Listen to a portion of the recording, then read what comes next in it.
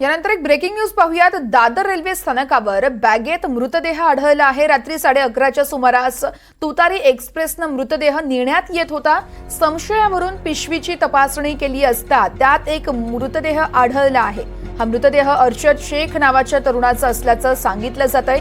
तपास सुरू असतानाच एक आरोपी मात्र फरार झाल्याचं कळतंय। दादर रेल्वे स्थानकावर बॅगेमध्ये मृतदेह आढळलाय, त्यामुळे मोठी खळबळ उडाली आहे। रात्री 11:30च्या सुमारास तुतारी एक्सप्रेसनं मृतदेह नेण्यात येत होता।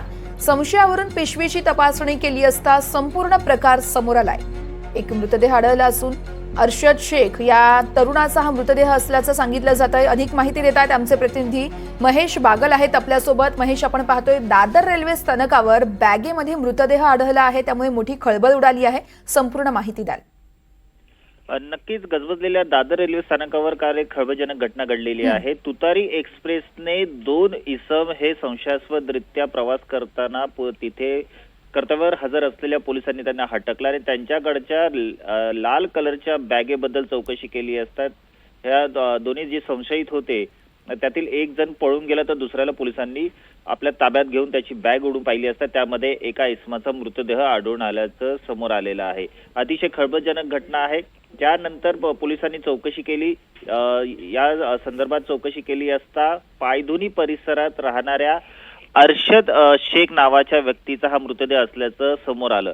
त्याचा एक वैयक्तिक वादातून या दोघांनी हत्या केलेली होती आणि त्याचा मृतदेह त्या बॅगेमध्ये भरून त्याची विल्हेवाट लावण्यासाठी तुतारी एक्सप्रेसने महाराष्ट्राच्या बाहेर जाण्याचा प्रयत्न या दोन्ही आरोपींनी केलेला होता।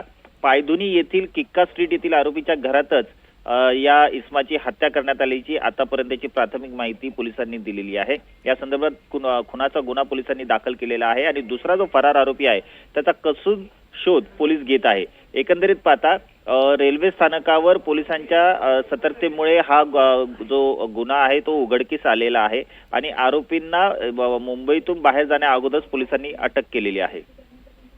निश्चितच महेश, त्यामुळे पुढे पोलीस तपासात काय निष्पन्न होतंय हे पाहावं लागेल। तुर्तास धन्यवाद आपण दिलेल्या माहितीसाठी।